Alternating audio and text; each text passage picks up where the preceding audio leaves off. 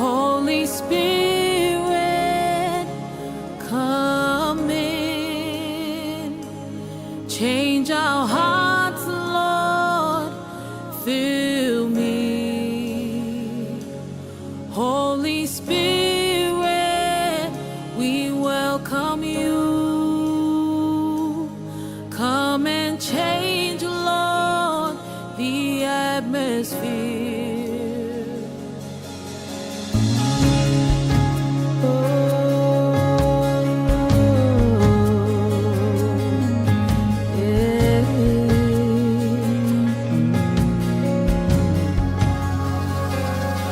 Holy Spirit, come in, change our hearts, Lord, fill me.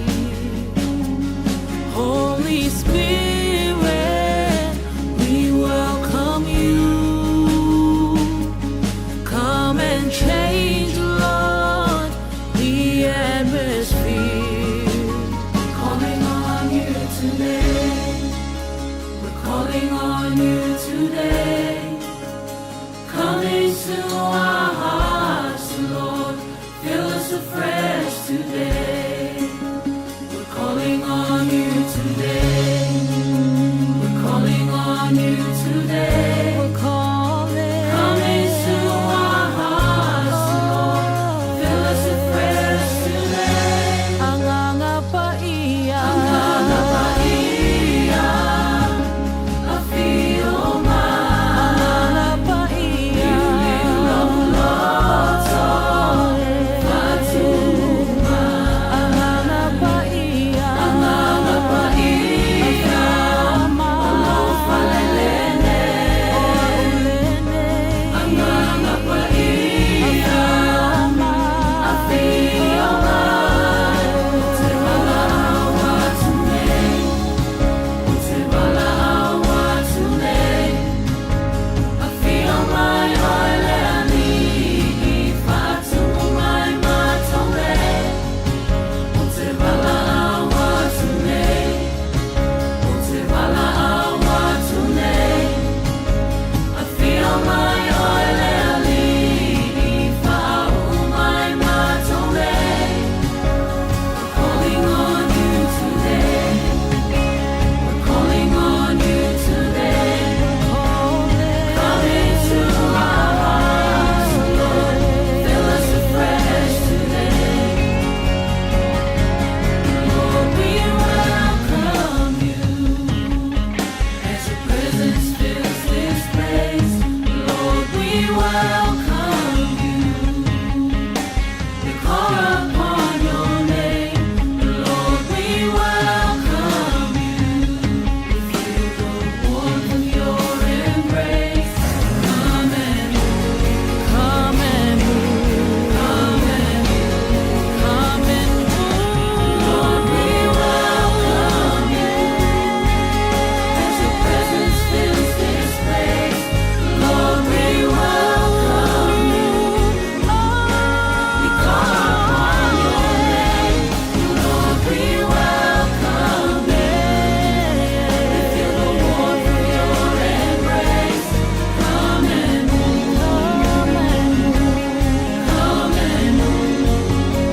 We're calling on you today. We're calling on you today. Come into our hearts, Lord. Fill us afresh today. We're calling on you today. We're calling on you today. Come into our hearts, Lord. Fill us afresh today.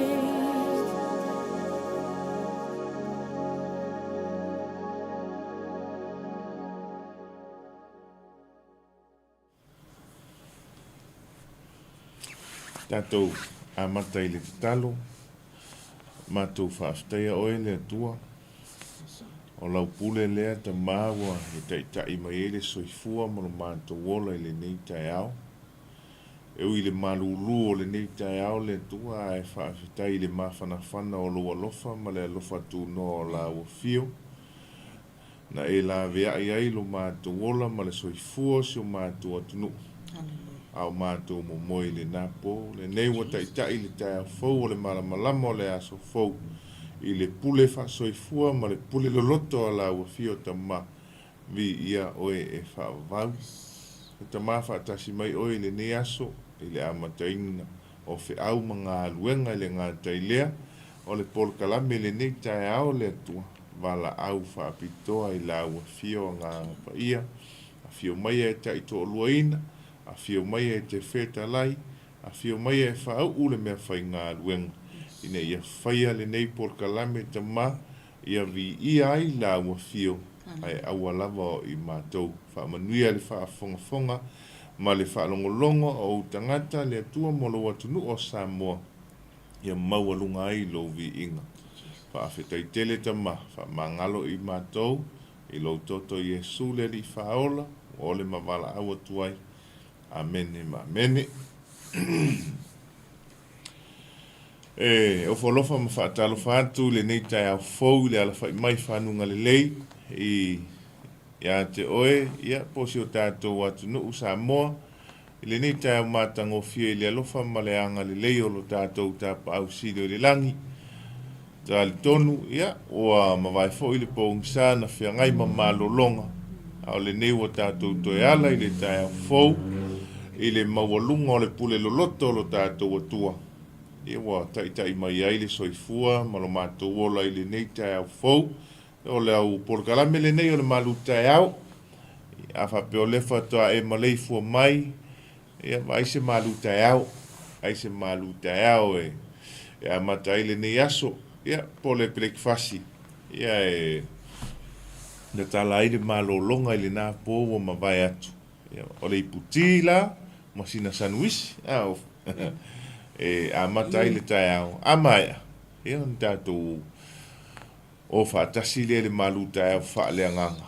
Le anga e te tau a o na iai le malu tai au wha le tino, ai te tau foi o na whanga o tātou loto manganga, i le malu tai au wha le anganga po se upu mai le a fionga pa ia le atua, ina ia whaima wha malu si au, whaima upenga e te tau ai, whai matulanga foi lea e te tua iai, ma au ai nei o so whaia o e le fili, o na e vai ai lea. Ai a whaapea o le ma losi le upu a le tua, tumu foi tātou i le malu tā wha le nganga mai i le awhionga pa ia le tua. Tari tonu o e Samoa le atunu pele. Whea lava le me oso atua i le ali o le laulangi e tau mawhai e le peti, tau mawhai e whaaleanga le mawhauwhau le nei aso. E le mawhai o na sao i tonu i a te tātou. Pe a whai e mauaa, ma teu maluina, le upua le atua, i to tonu i a te tātou. Pe mele tala whai salamo le aso la le nei. Na whai e le ali e oli ma fia i ai tātou. Vivi atu ia o tātou loto i le ali e uai le lei o ia, e whaavavau lava lona alofa. Pa ta alofa atu ai, maufa alofa atu, i le tāpua inga mamalua na e tātou ta māma tina mātutua. Ao sina o si o tātou atunu. Malo whai o le whaiva, malo le nofa te talo, malo fo i le tāpu ai. Pa talo whai au na tofia le atua. Lo la tau fo i lea anawa tausi le aso ma le aso whapeon whawhale malu fo i so se fata whai taulanga i so se a fio anga ma la fanga i so se atunu. Ia le tali tonunga o le manatu mawalunga le fia mafuta nei o tō ainga e pele ma e matua ai pe tai o tō tu ua ainga ma matua ma e pele ona o le fina ngalo o Iesu Keriso. Tala Iesu Keriso muli mai? Yes. Muli mai a tia. A muia foi le wha mau i lona soifua ma lona ola ona o le ingoa o Iesu Keriso. Awa e maua e ia le taui mai i le alii. Patalo whato i le nei tai au. I la tō wa amatalia whi au mga aluenga whapeon mafuta mai le tātou o unanga i le nei aso. Whatalo whatu le suafa manu malo o Iesu Keriso. Tu uari a phone le talinga. Tu uari a phone le talinga mafuta mai le tātou por kalame le nei tātou sa vali le muai lea i le amatanga o le nia so lea ua lua se fulfa minute, lua se fuluono minute te aile tula e valu i nei New Zealand. Malulu le nei tai au. Lima te kuri, le malulu o le nei tai au i New Zealand nei. Ia e vai foi ma le alofa le usua e o nai o tātou tangata, ma le mamalu o le atunu i ngā luenga o le nei tai au, le ngā tai leo le whanau ia o onga, whai si malulu, ia peitai, ia e le mawhai una tu ua i le me te tau ona whai, e wha malo, ma wha talo wha tuai, lau porkalami o le malu tai au, wha le nganga mai lunga o le tātou ala ata o le Global Kingdom TV, ia te oi le nei tai au, ma lo lava le ono sai, ma lo le wha toa toa, malo le lava papale i fe au mga luenga i le ngata fo i leo le whanau ia o onga. Usua i fo i le fo a matalia o onga whanau i so tātua tunu o Samoa. O le kuata muli le nei. Pei ar kuata muli po le kuata longa tolu. Le walu temine ia wha o ngā tau le avanoa le whanau a onga. Wha malosi atu pēr ma wha manatu atu pēr. Ia wha o ngā tau le avanoa. A wha pē le isau tātou alo ma whanau i so tātou tunu o Samoa e mise lava upolu. Wha pē le ise mea o e whaia tai au le afi. Wha pē o nai te fuafua te alu te voli pe atu wale a onga pe te alu te lakapi, pe te alu te tawhau le whale au o. E lo aua, e wha manatu atu. Aua te alu le namea. Ai whaia o mātua. Mo mole atu ata ita le youth rally le whaia le UFC. Lai whai o le hola le protesano. Nai whai nai ta ia pia. Pe wala au le numera na vaenga le UFC po le Youth for Christ a Samoa. E le sunga le whaatonu ia penia mina malu. Whai mei le latu ta vale. E awa noa mo tupulanga. Ia mo isesi e fia Mosef so soani i le awala. E anga ia e whaalongolongo. Le ngā tailea. Ia, ai whai po le ale whetalai ngā lea tua. E ta au soili sa valinga. O le nei vai tau ma le nei taimi. Ua matua i sawa. Sawa a le sawa le li o le larulangi. E leo toe sa vali mai sa tani. E leo toe sa vali mai le anga wailoa pupuna i o naso. Ia o tātou wa ai i so o se wha lave. Ua tupu mai tutono se o tātou atunuu. Ia tātou wawa ai fo i lea i le nafa lave na tupu mai se tasi o awhio anga o Samoa. I le maliwa i o se tasi o alo mawhanau. Ona o le... Ia, e le mawhai o na o iei se whamantalanga lau polkalame le nei tai au. Ai o le tatalo, le pa ia mawalunga so tātou atunu le au tatalo. Ia tātou tutu whaatasi.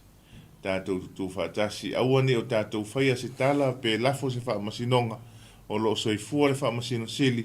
Au la tātou ngā luenga whai, tātou tutu whaatasi, tātou si tia so tātou atunu o Samoa le tatalo, ina ia malu tia malo whangia e au anga le lei, au la vea e lo tātou tapa au sido le langi, langa i le mawhai ona tātou whaamasino ina se tas, tātou te le i maua uma le au aunga, ia ma le tala sao, o mea tutupu, au la tātou mta whaioi ma la tātou ngā luenga whai, o le tātou si tia leo se o tātou atunu umaona taitai i le atua e ala i le tatalo tu li vai ma le anapongi i le aso ma le aso e whaatalo whatua i le nei tai au i le suafa manu malolo tātou ali o Yesu Keriso na vai anafi ia o leo te le ilopo anisi mea fau i New Zealand nei na vai anafi se tasi fo i o whamoemoe na whai i le motutele sa la fai, i so mātou a fio anga o whatanga loa tu lou,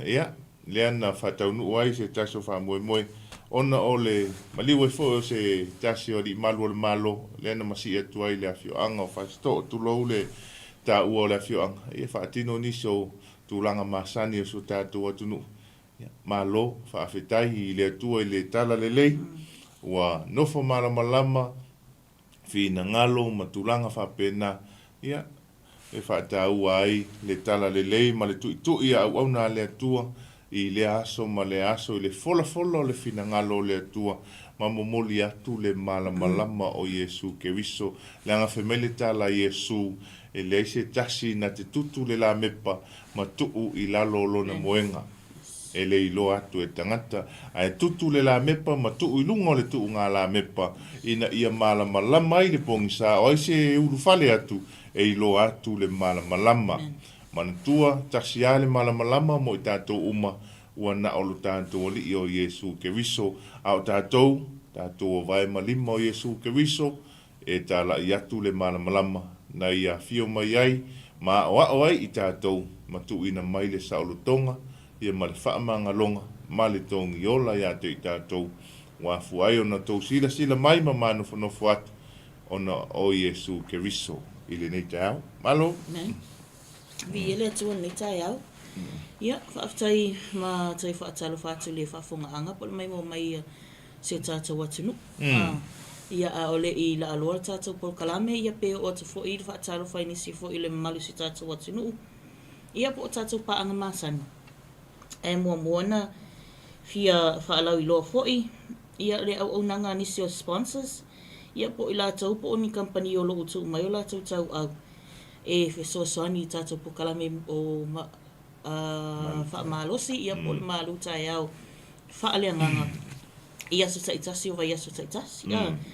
O le nei la po kalame ia ua mwhaina au inatu e le tātou i le langolango mai le tātou major sponsor o le Up Group Money Transfer ia atoai ma le langolango anisini o company o le Alia Tours Alofa tu Noa, Pentecostal Manrewa, o le Kula, o le Moa, Prince of Peace AG, Protec Automotive, Serve with Love Catering, ia ma le Superbs Kitchen. E la taula nei, po company nei, ia lea ua mawhai ona malili mai, ia pe fesoasoani mai foi, i le au inata o tātou po kalami. Lea mawhai e ona whaalu atu, i tai au taitasi. Fesoasoani se tātou atu nu, whaatalo whaatu ai, le mai mua mai i lātou lo mai mua mai lunga o penga ta whailangi. Whia lava le meo lo e maua mai le tātou po kalame le nei tai au. Whaatalo whātou le suafa manu mālolo tātou wali whaau le Iesu Keriso. Pea na whaamalosi foi, ia le tamala inga po o le taitai foi, ia o le mapo kalame le nei tai au. Ia whaataua alo tātou whaamalosi. Ese le tāua pea na tātou iai tai au uma, e o whare tau singa ona i tātou ta mama tina mātutua. E tā ua ia o le mālu tai au. E se le tā ua o le melo le mālu tai au. Pei wha ilana tuk mai leo i le savalinga po le soifuanga fo i whaaleanganga. E tā ua lo tātou a mata le upo le atua. Po atuaila ia le malita talo. Ia ona alu ala ia leo lo waso e le a whaina. O alu i tau. Mai o whaama matangi, e le malu e lui. E le malu e lui lo whaatua tua, e le waweona o solo wita, e le waweona e solo le fale, ia e le mo watu oi o leite mo e se mea.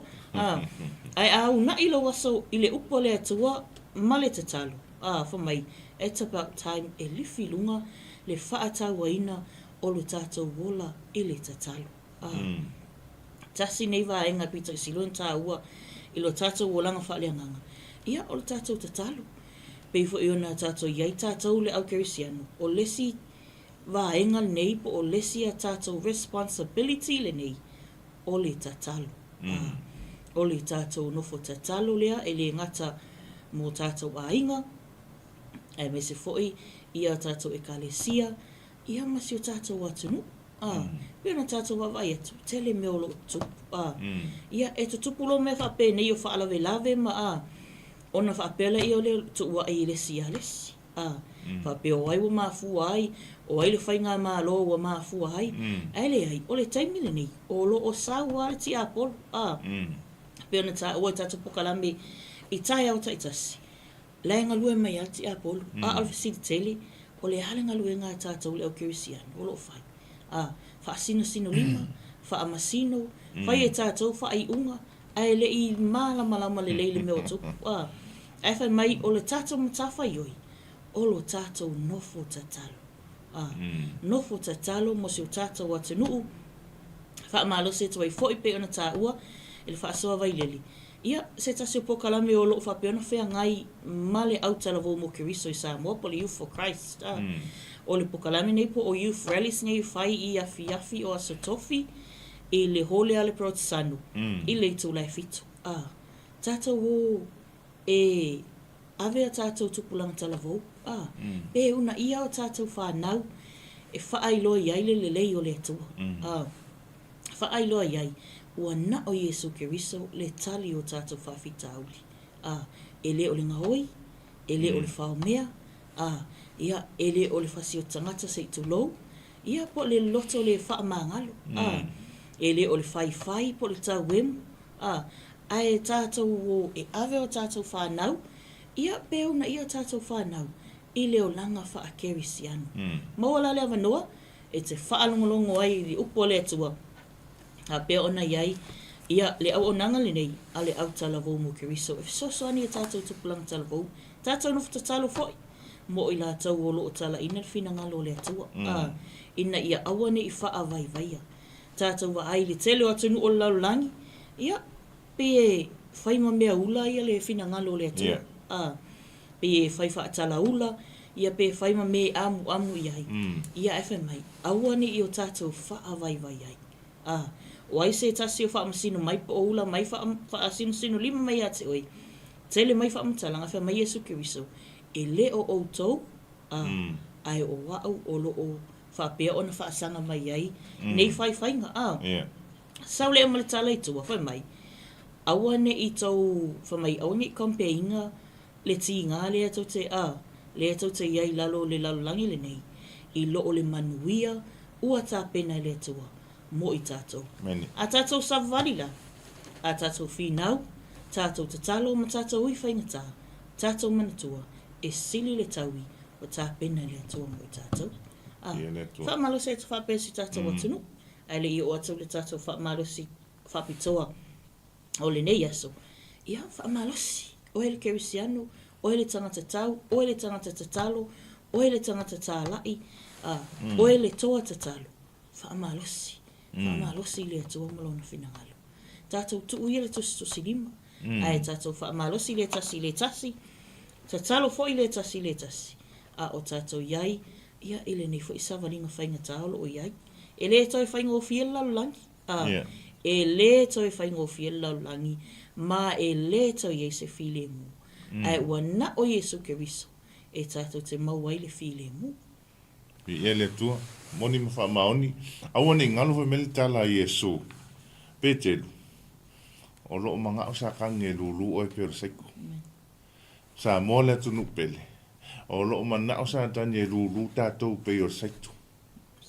Ai ea o ia te tātou, o na tātou tutu malosi, i le tatalo ma le anapongi, le anga o le mena e le sao ai ngā luenga le li o le lalulangi.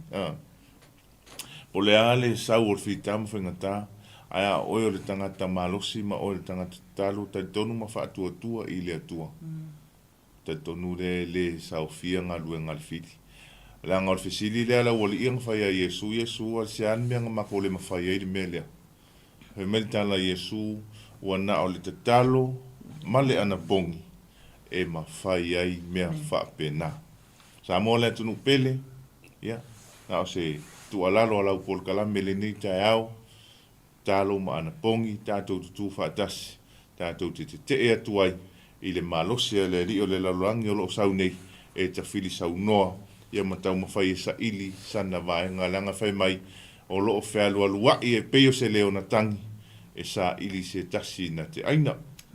Ia, ai, se i loa tātou i le valea, tupulo leo whaafita auli, te ia le whai mai, sa kakauanga loka, sa kakauanga, te ia leo whai fua le tātou whaamasinonga, ai lo le mena na whai mai le atua ia te i tātou e whai, mai le atua ia te i tātou, a lofa atu le tasi, a le mea mua, ia e alofa i le atua. Ma lou loto atoa, lou anganga atoa, ma lou malosi atoa, ma mea umo ia te oi, ia e alofa i le atua. Ona e alofa loa lea i le lua te tua oi, e peio o e lava ia te oi. Ai leo, e li fai mele tu, alura e whamasingo pe sa olo whamasingo. E le nei tai au, i tātou ainga, ia, ma malosi, ono sai, ta ua fo e tina le ainga. Tele i la tau o pe e ulangia le tala ina o le tala lei. O lo o tala i au na le atua poi fo se tasi o whaasoa i le upo le atua e pe e ulangia, pe e amu i ai. E moni fai mele tala Iesu e le o tou le e fai ma i ai. O Iesu o lo o fai i ai.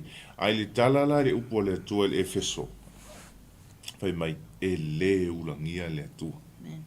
E le ulangia le atua tātou wa ainisi o atunu o tutupu ainisi o whaalawe lave. E ta ele masino tulanga fa pe ona ia la to fa la wilo pe ulangia tulanga fa pena ia ele umi ia e ta fe ele malosi o le vai ele lo pe o fen me sa uma ia o le mata utia le o le tua le ta to te ona ia ele ulangia o ia ai fa mai fo ile tala ile tusia numero ele o se tangata le tua tala pelo ai ele fa ta unuina ia ele faia ia o mea uma o fola ma feta lai iai le atua e tau nuu ia mea uma lava.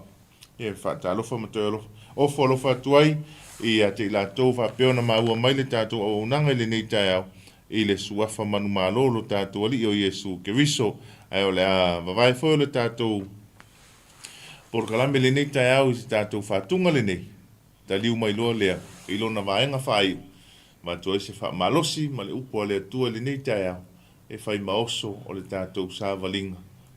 I le nei tāu pose malu tāu whaaleanganga mō oe, ia mai tātou malama. Ia wale nei aso, maona lama singa ese.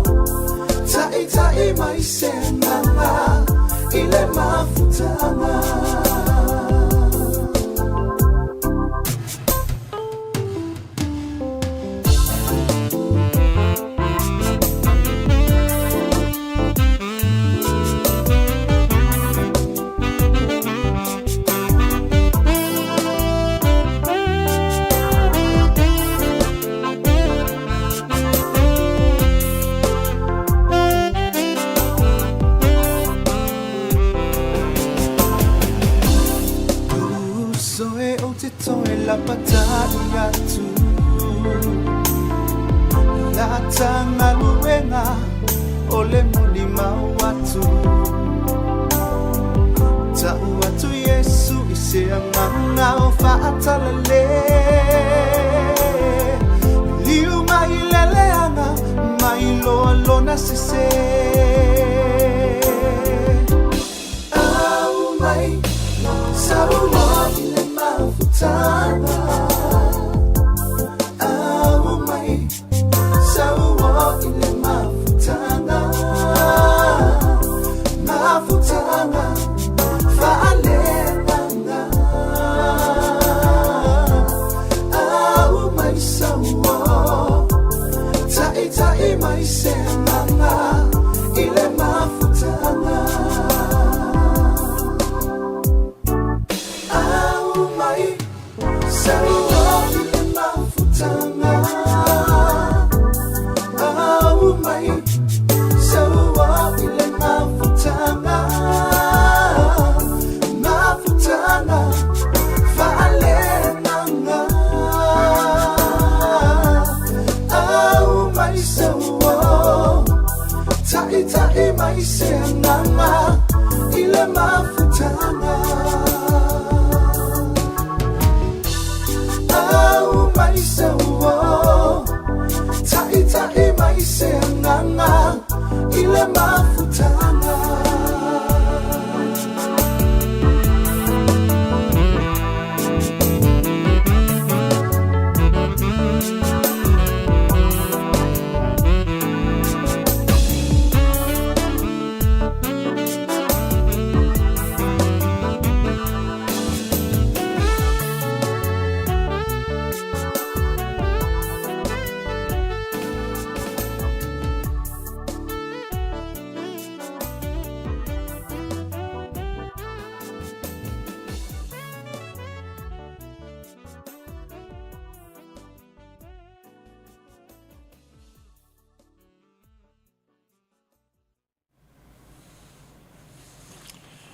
A mai sa uo, tai mai se tasi le mafutanga whaaleanganga. Mana ia, o i se tasi e te iloa pe te si la fia, o lae fia I nisi o tūlanga. Tai se mafutanga o lo lata ane ia te oi. Po lae fo le mafutanga na te anga I ai. I alu mau se lima o sa uo, te lua whaalongolongo. Aua te fosia. Anga le whaia ia, tatou I le mātou mafutanga lea, whaita lia le anganga pa ia o le atua, maliliu le tangata. Nanga ele mwhai so tātou poto mo so tātou malosi. Paula tātou ngā luenga whai, wana o le tatalo I ai, ina ia ngā lue ina, le mana o le anganga pa ia o le atua I tonu, o loto, mawhina ngalo na ia tātou tangata. Ina ia wheliwa ina ma o ese mai, ia le tu ina naunga o lo fia ia I le aso ma le aso. Ona o le tātou taimi. A whapena te mafuta mai, fia foli mena te iai. A rea te oe sau tu spaia. Tātou whaitau. Ma nei foi a tātou whaitau nei tai au. Ma whaitau atu I. Ia whaitau mai oe le no whanga o lo e whapeona e mata ma e mai mua mai e le nei tai au. E se furu ma leono nei o tātou whai upu tātou whaitau o le nei tai au. Ia. Tātou whamalosi ia I le nei tai au. Luka e valu. Whai upu e whase fulu. Se ia whaangata I le whai upu e lima. Se fulu ma leono. Tātou whaitau whaatasi iai. Ua toi fo I atu Yesu. Ona talia ai lea o ia e le moto tangata. A wasa whaatali mai I lātou uma ia te ia. Whaauta foi. O saule tangata e ngoi ia iro. O ia foi le tasi e pule I le sunako. Ua whaapa I vai o Yesu. Ma whaatonga mai ia te ia. Ia maliu watu o ia I lona whale. A wā olona whawhine to tasi. O ua se fulu male lua o na tausanga. O le a oti ia. Ua maliu watu ia. A ua wheta omi mai ia te ia le moto tangata. O le whawhine sa ia te ia le puna toto I tausanga se fulu male lua. Ua uma atu ana mea I fo mai. A ua le mawhai o na malo lo I se tasi. Ua aluane ia I ona tua. Ma pai ane I le tupa o lona ofu. Ona utu loa lea o lona puna toto. Ona whetala I ane lea o Yesu. O ai ea na pai mai ia te au. ua whaafiti mai tangata uma, o na Ona whai whai mai leo Peteru ma i lātou sa whaatasi mai ia. Lea li ie, ua wheta omi ma whetu leni mai le moto o tangata i a te oi. E te wheta lai mai ea, o aina na pai mai ia te au. Ua wheta lai atu Iesu, na pai mai lava se tasi ia te au. A wā ua o iloa, ua alu atu le mana na ia te au. Ua iloa e le whawhine, ua le lilo o ia, o na alu atu lea o ia maringa tete. Ua whaapa u mai i o na luma.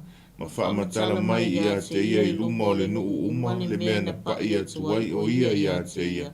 Ma le whaamalolo ina loa o ia. O na whetalai atu lea o ia ia te ia. Lo uafa whine, i nā whaaloto tele ia oe. Ua e ola i lo whaatuatua. I nā alu ia oe ma le manuia.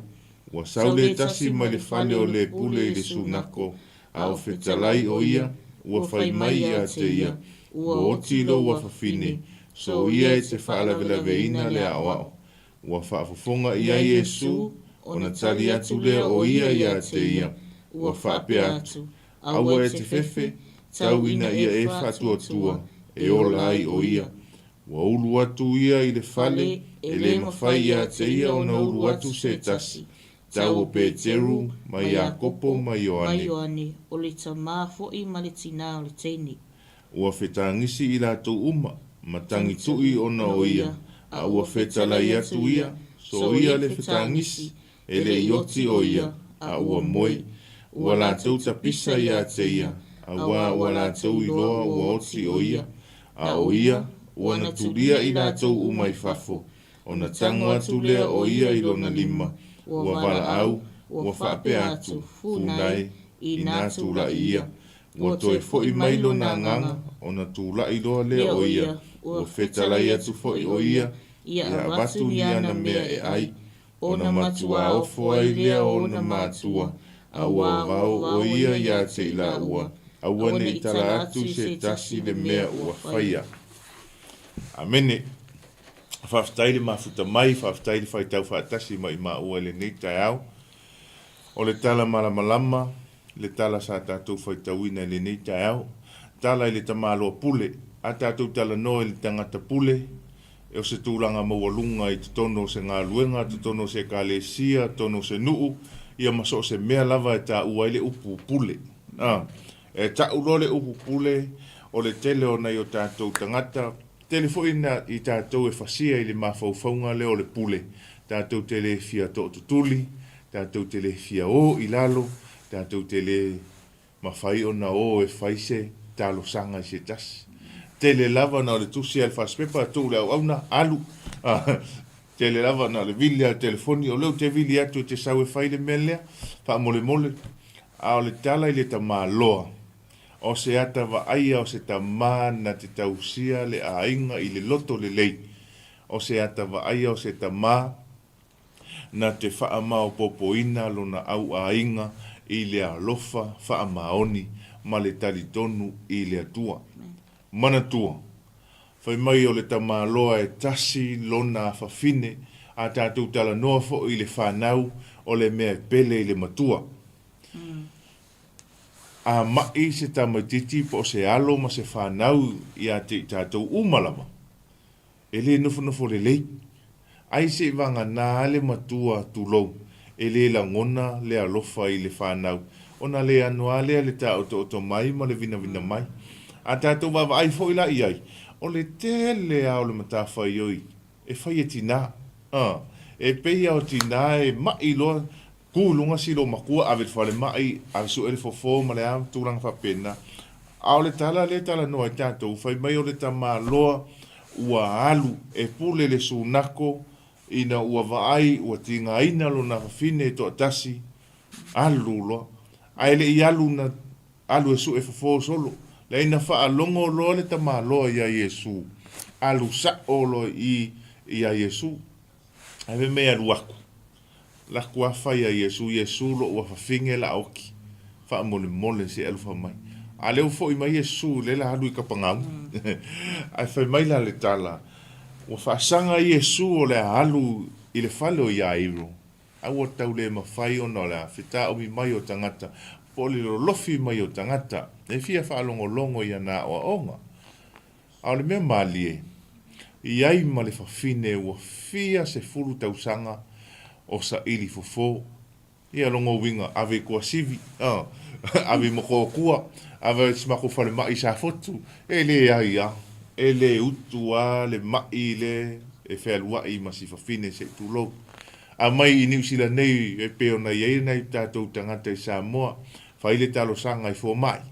Whai se pepa se ave ia si mātou tangata le i whafo i meo lo i ei fō mai kupoto. A mai i New Zealand, ave solo ni meo i ei nei fō mai hata mamai, ai peta i whai mai le tala, tu per whawhine.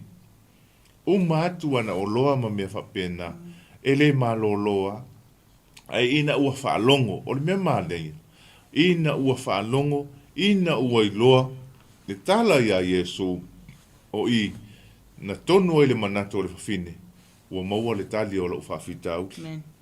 Ua maua le tali o le fia tausanga o tau avea to atasi, le mawhatianga, ma le polonga lea ia te le mai lea, o leo te fia malo lo mai ai ina ua whaalongo i tala ma wawenga na whaia Yesu, sa ililo. A tātou wawa ai ma tātou mai tau i le tala na whaamatala ina. Pe mai le lo lofi mai o le moto tangata i le tumu, o le alu atu Yesu e alu ia iairo, au wheta omi mai le tele o tangata. Ar fesilila, whaafewhea na sao le whawhine lea ia Yesu. Tātou wawa ai lo lea mon meo le tangata ngā lala, o le tangata ngā wai, o le tangata na alu ma le mautinoa e le ngata ngā alu e fia whaalongolongo, ai na naulo na loto e fia oo i le manuia lea na tau e Yesu. E fia oo i le malolonga lea na fola e Yesu. E fia oo i le aai lea na fola e Yesu. Ona o le moto tangata lena nau ma whaalongolongo i le wheta omi a Yesu, e fia le maali o le whaangongo. E whaamatala mai a Yesu le tala anga o le malo le atua. E o la atua iai. Ai kai alo le whaalongo se kala e whai mai a Yesu. Mo walon mele tupu i a te tātou. Ia, ngai lo kuspa ia ke ia leo fia poko. Ngai lo whaisinga mea ke ia leo whai mai le a. Tusi fua leo le lima ma whai le wha masinonga. Ala e te umai e Yesu, le mele te tonu i, e o lai tātou. Tātou te sāwawali ma whaia e o lai tātou. Ai aua tātou te langa iai atala peona tā ua se taso tātou por kalame. Whai mai, whai le mele o te whai atu ai. Ai aua le whaia le mele o te whaia. Ai whai mai le tala Yesu, whai le mele whai mai ai le atua, e peo na o sa vali ai fo. Langa na whaia Yesu le mea na awina mai ai o ia e lona tamā. Saulo Yesu whaamatala mea leo, a o au i tangata, whai mai ma le tala Yesu, ia o tau muri mai i a tea. A tātou whaia la le mea lea, e manuia i tātou. Whea, whaavava, tuasi whawhine lea. Pau ale mea nei le whawhine, na o se pito o se ofu. Na le fia pa ia i ai. Ana maua fo i le pito le se vai o Yesu na taimi. Rongo wingo le mea ngau ai, ai leanga. Ua pau o le mea ua au i ai lona lima. Ua na o se pito tuli manu le ofo Yesu ma lona tali tonunga. Ua malolo. Ua manuia. Mana tua la le whaatua le na alu malfine. Le tala noa ai le tusia le peru fai mai. A le ai se whaatua. E le mawhai una fia mai le atua. Pa i alfa fine fai mai le tala Yesu awoi. Iele me watu. Waru e se atu le mana le sa ia tia. Su e no Yesu. Po ai. A fai mai le tala rangka mo pida. Fa whianga e fai mai o le kokele le moko kanga. A tātou wa aida iai le ese nga. E iai tangata na pa ia Yesu. Iai tangata langa lau o mai umakong. E le mawhai pe keru man kama ianga. Ka fiofi ka ngaka lai fia lo lofi mai. E fia whaalongolongo ia Yesu. Po ana o onga i whai. Pa ia Yesu. Ai ese ia le pa ia tas. Ona o le pa i o le tangata talitonu ma le tangata o le whaatua. O ina i loa i Yesu e iai le mea o tupu alu ese le mana sa ia te ia. E tinga fo ila tātou tala noa o Iesu o le atua na te sila fia mea uma. Ai fe sili lava Iesu o aina pa i mai i a tea. Tinga ana ilo a Iesu le fafine lea. O le manatu ma le talitonunga ma le langona sa i a Iesu se i saula le fafine lea e wha matala le mea na tupu i a te ia ai wha longolongo ai le moto tangata. Langa tingana fola ma o Iesu e iai a i lātou e le talitonu, e iai a i lātou mānaia i o le tala lai whai o, mānaia i o le ata lai whai mai o. Ai se iwanga nāwo i aile me tupu, o na whato at liu leo le loto o leisi tangata. Na whaamatala loa e le whawhine leo, pe me tele tangata na manuia. Tele tangata na whaolaina, tele tangata na talia Iesu e whai mali i ma whaola i o lātou ola, e le tala le whawhine leo.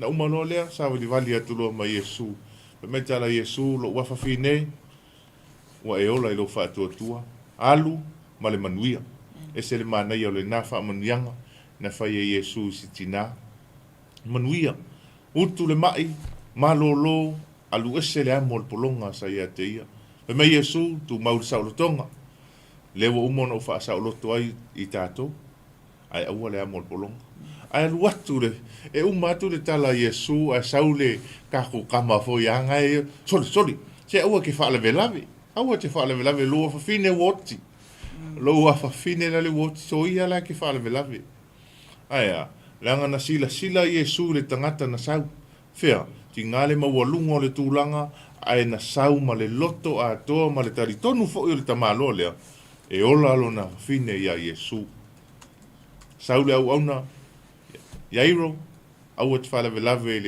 le awa, o nawa, woti lo wafine, a fe mai Iesu, to ina, tau au lo whaatua tua, au te fefe, tau au lo whaatua tua te olai, e a tātou le atunu pele, tātou whaatua tua ea matari tonu, pe na ona tātou tala noa ia Iesu, ma tau le whaatua tua, ai au noa ma se meo tātou whaia.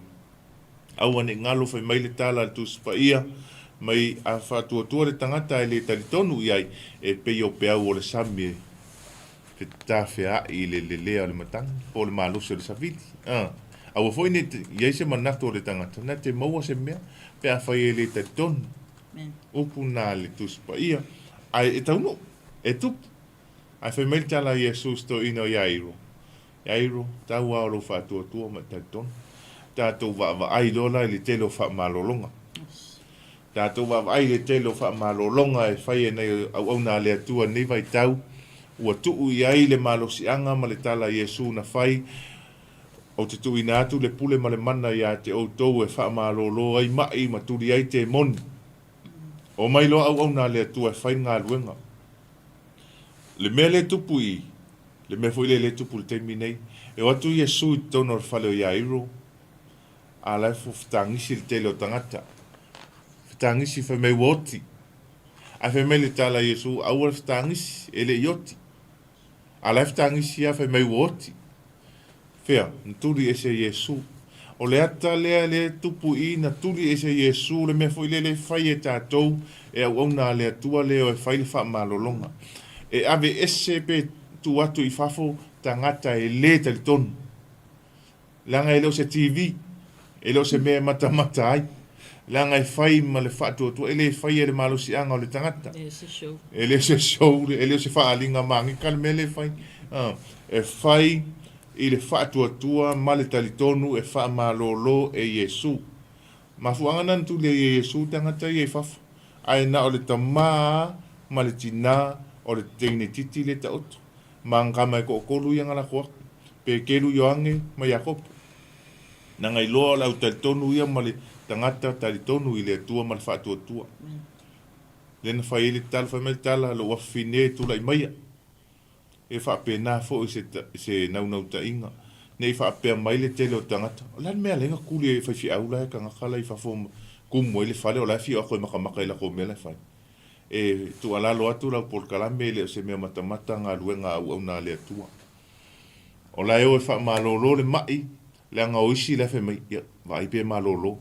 Vai pe malolo, vai ala pe po ferme e le malolonga. Le loto le talitonu le nana ia te oe. Le fai mai ele tala le tuspa ia pe o pea o le sami o ta ina le matanga.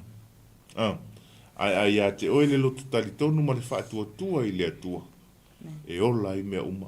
Manuia lo afine, manuia lo tamama lo tina, manuia o ngā luenga, manuia mea ngā lue inga e o lima. Manuia to tono o lo ainga. Talitonu ma whaatua i le atua. E manuia i tātou. Le ne fo i tai au, la fo i le mea, la fo i se avenga ma mafolo i a te oe, la fo i se whawhita auli, whita ma whaingata o lo ui e le savalinga. Talitonu, whamelta la Iesu ia iairo, au e te fefe, tau lava o lo whaatua. Au la Iesu le whawhine, na wafa whine, ua e ola i lo whaatua. Tu la ia, alu ma le manuia. O ma le manuia se o tātua tunu, ile nei tai au. Mi ele ri. Nā lau whaasoa, whaatai le atua nei tai au. Whaatau waina ia po o le whaasoa fo nei tai au, whaamalosi le tātou, whaamalosi whaaleanganga nei tai au si tātou atunu. Ina ua o Iesu ma le au so o lunga le waa. I le tusi ale a luka e vale. Whamai ua moe loa la ua whaise malo o lunga Iesu. Ai hangi lol matangi. We hangi an makangi ua makua i luka le sailing al vaenga le lunga le sami. Whamai ua matua i whe memea i atu vale ia le au so. Alai moe Iesu. O mai lola ia le whangu Iesu. Whamai la so ngā moe ia i whia. We vai mai o lea ua makua i a whaakia ka kou i lunga le vasa. Alu atu a whio mai Iesu lana whetalainga na malu ai le sami. Malu ese ai le matangi. Whamai lo malo ma le whetalainga Iesu. O whea o iai lo whaatotua. Where is your faith? Ia, e tele a tātou le nei soifuanga lo tātou iai. Tele whaafita auli. Tele ia lui tau o leo langa. Fe mea i mātua tu vale solo o tātou loto. Alai moe Iesu. Moe ala Iesu. Ale ese ale mea le vala au iai. Ese ale mea le whanga iai tātou. Whai atu ia lea, whesili atu ia lea. Sa ili fofo solo. Sa ili solo se manuia, sa ili solo se tali o whaafita auli. Alawa leva na ia Iesu lunga lo sa. O lunga lo wa. Ai te le whesili iai. O tala na Iesu whamai whea o iai lo whaatuatua. E peru e suta si wak mua. Lea e whai mai ai. O le whaatuatua.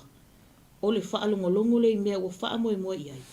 O le mauti noa lea o mea e le o vaia.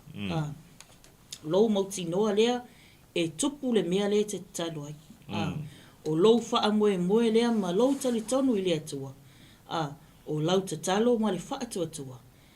E tupu ai wa venga. E mawhai o na siiti ai a venga. E mawhai o na whaamalo i nai oe. E mawhai o na whaasaoloto i nai oe. E mawhai o na manui ai oe manui a. Ono lea, ono o lou whaatuatua. Whamai leo i o le e perusu tasi. Whai upo e ono, whamai. Le se whaatuatua. E le fia mai le atua. O lona winga, e tataua iai tātou, ona iai le whaatuatua. Peo na whaamalosi le tātou, umawhain whaasoa atu, whaamalama atu, e le taitai o le mapokalame, ia le tātou tusi le nei tai au. Whaatuatua le whine puna toto. Me la sko akelo la koulenga o mai tala inga Iesu, mai u whaalongo, o mai e fia talitonu, e fia wa ai, o tātou, whato a talitonu e tātou pe o toma, ina ua wa ai. Lea la o wheta o mi mai, ma vesi mai o makua i fufusi le mea, ua leilo Iesu le pai mai lea. Ai tasi a le pai na languna e le ri whaola. O le pai le alfa fine una toto. Mai na ole taitanunga le fine puna toto. Pe o ke le pe o ke le whitai iai, pe o te le whaasanga fo ia Iesu. Ai tau o sina pita off. Mai oka se le whaatau waa. Mai o le pita off. E le o pai le lima. E le o pai atu i vai, po te lou, po whelava le vaenga le tino o le ri whaola. E mai. Pai le pita off. Pai ma le whaatua. Nā, whamai nā mālolo ai mai le se fululua tausanga o matua po longa si whawhine i le mai le nei le mai nei o le puna toto. Sau fo i le fafine ia mai kanana, mai lana tama, lea e o atu ia Iesu, ma le au so. Lea e o atu e whaita la inga, e sau le fine mai kanana, sau fai mai ia Iesu, wha mole mole. O la utama, fia malolo, wha mole mole pe mawhai o na e wha malolo ina. A lea e savali a Iesu, e le se tala e whai atu. Whai akurori o la au so, Iesu, pe mwhainga kuli e se le finga o ngole vai mo, la e muli a kwa le finga i ala ko mela e o ai. Whamai e whetalenga Iesu, ua na al whanaunga, whanau o le atua, po whanaunga Israel. Le specifically, a whai le whetalenga le Iesu, lea e sa wai. Ai wako le finga lea, le muli atua, malona tali tonunga, pe tele mea whamatalanga lau so ia te ia. Ai o lona nau, ia malo lola ntama. Whatu whetalenga Iesu, e le mai maua, ia mea ai mauri. Pesa ole. Amen. Ai fe mai le tali wa anga ka ko le fe mai le tala le Iesu wa le vanga fo.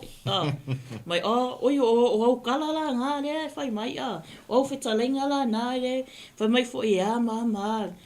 Ai fe mai le i fo ia le fine le. Fine kanan. Fe mai na sau fa mai sa ole le.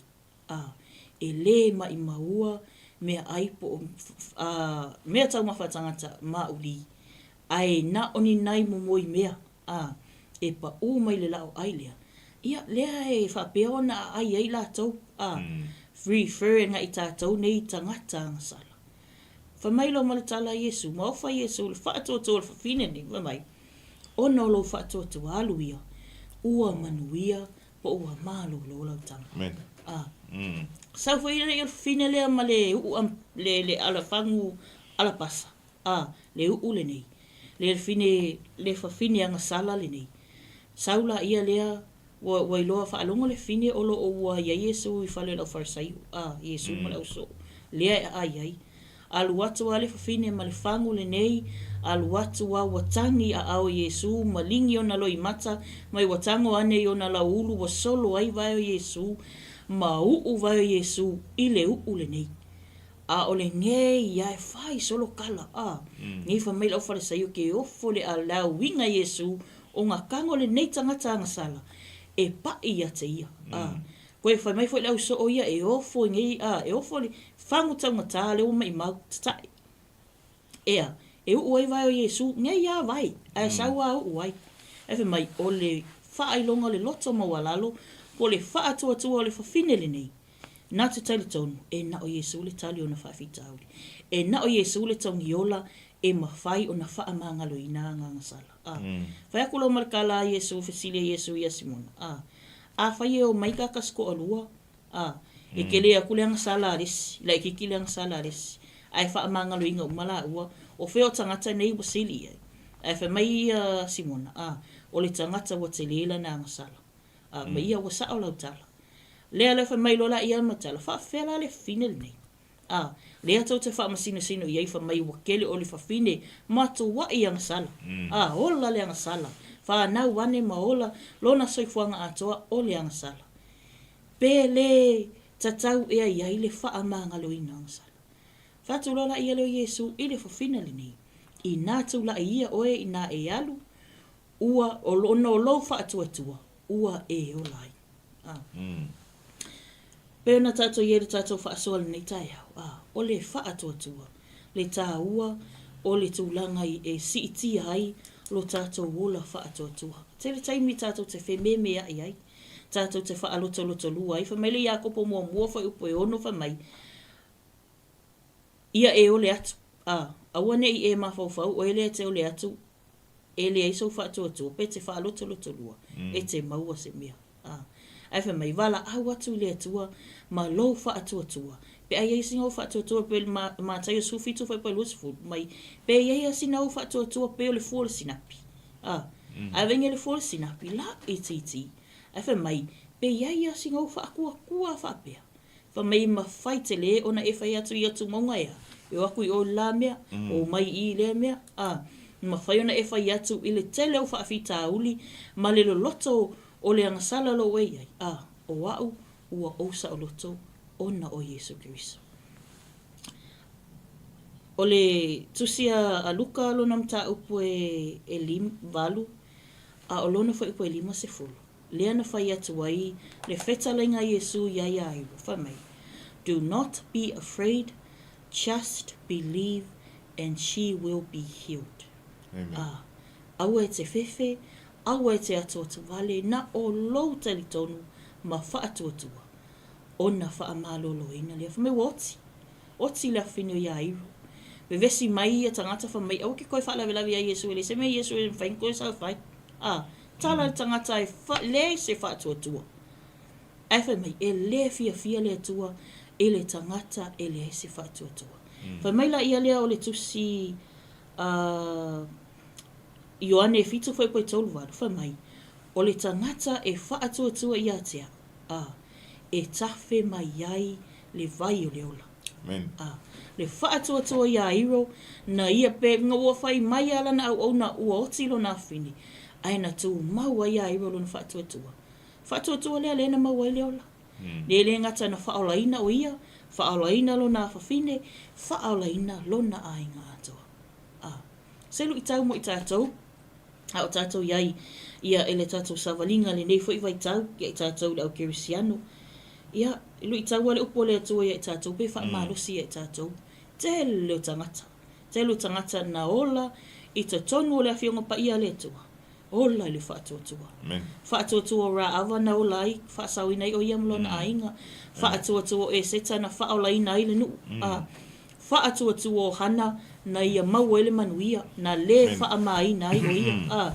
Pa mai le tusia le mātai o lua tasi whai po e lua valu, e lua, mai o mea umai te ole mai ai a te au, fa mai e te maua, you will receive if you have faith. So fa mai la i ole Roma sifulu whai po e sifulu tasi, e le mā le tangata e wha atua tua, i le atua. Fa mai anyone who believes in him will never be put to shame. Ina ua popole hana, fa mai o lona luma, le ai o sana tama. Iai, le awa te le a mea penina malana whanau. Ai o iai, le ai. Ona, ele se tama i titi o ia te ia. Wha atua tua o hanana talo i le atua. Lona wha atua tua na wha apea tua. O le tama te ama ia te au. O te toi ofo i nātu. E whai mataulanga ia te oi. Wha atua tua le whawhine. Tali tonu ai. O le ala whaingata. Whatever it seems so hard, difficult, i le tangata. I le vainga wha le tangata. Tari tonu hana i lona lotu. E maua lana tama pe a whaatotua i le atua. Tari tonu fo i leo apera ampon whaatotua apera amona whana wai Sarah a ua matua. A whika ngai iai ka ko gaming ai a toi ta watu i le loo matua e leo whae kua e te maua le tama i titi sa paia se tama i titi i le atau sanga. E makua i kali e a pe e whai mune aula tātou. Ai whai mai le whaatotua leo apera amu. Sia o tamau apera amu. Lea mauai le tama i titi a sia o tina o Sara. Nea whanau mai ai lea li i whaalonga tāle nei o isa ako. Ai, ia, o se atawa aia, pa o le whaamalo si au foi, e tātou, le au whaatua tua, o le au kerisiano. O lo o moe ai Yesu i lova, o lo o iai Yesu mo oi. Just simply have faith. I know it is very hard. O le whaingata i ona whaatino.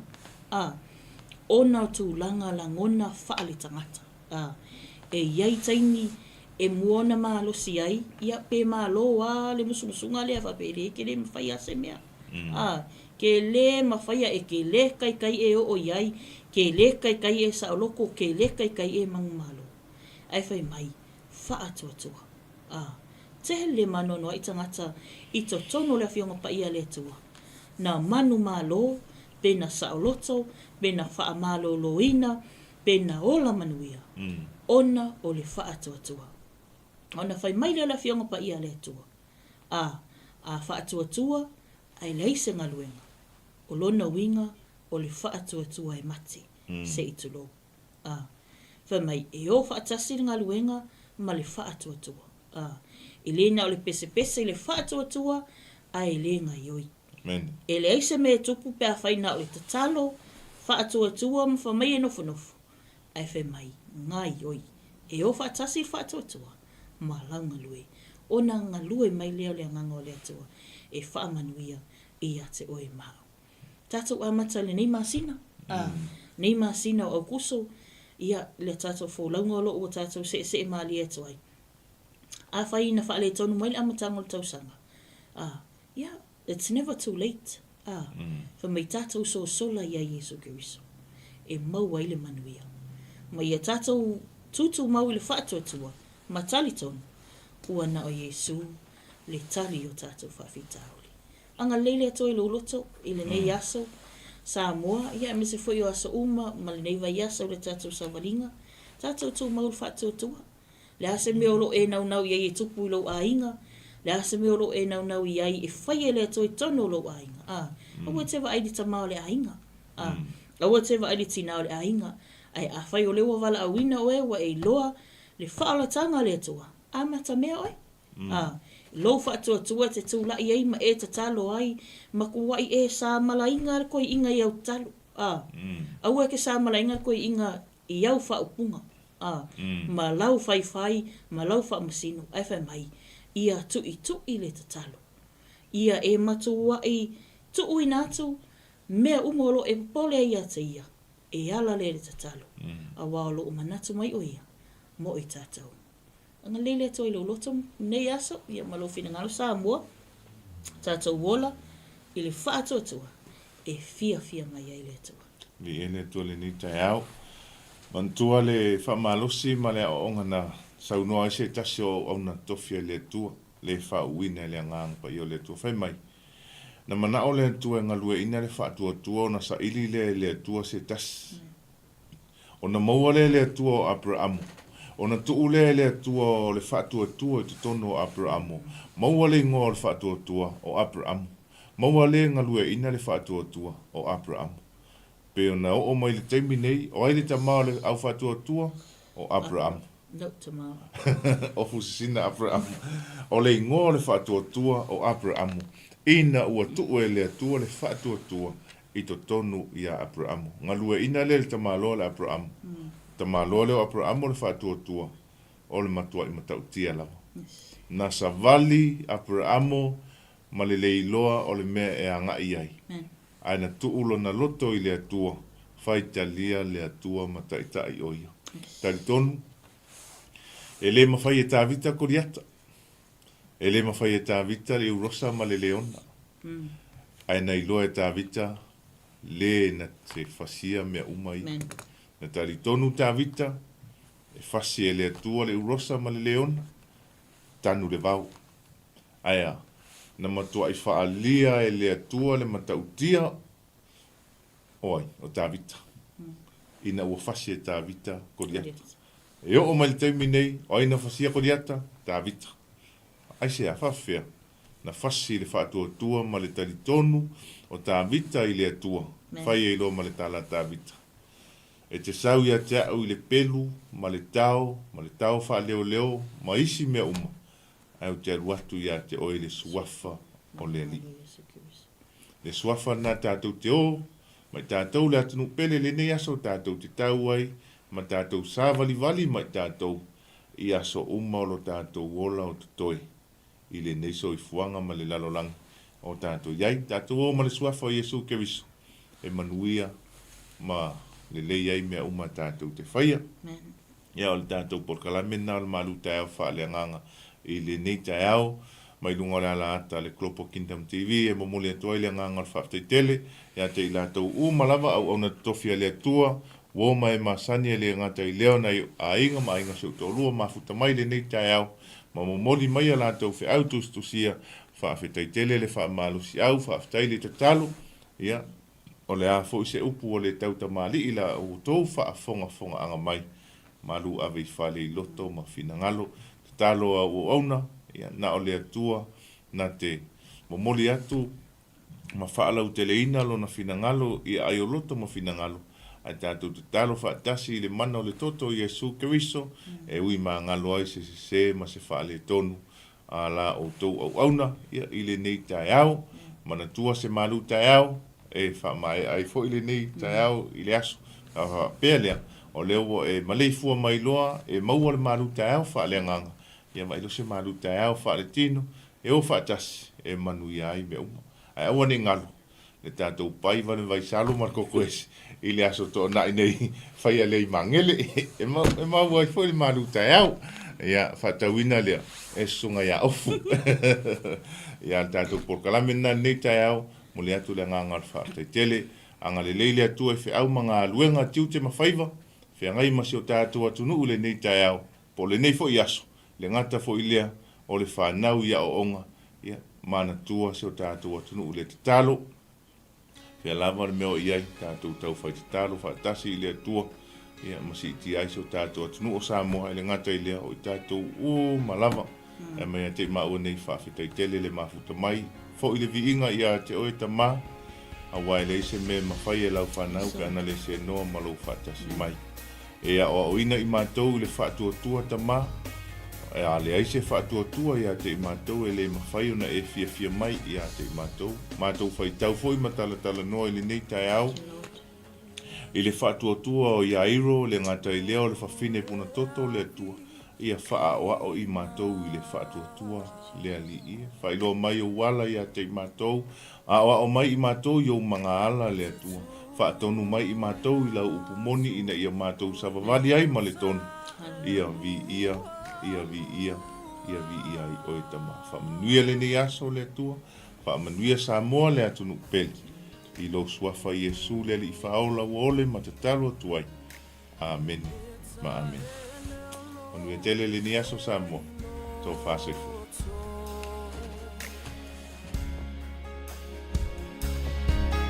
O yuta o lau, tau langa, I aso whai so.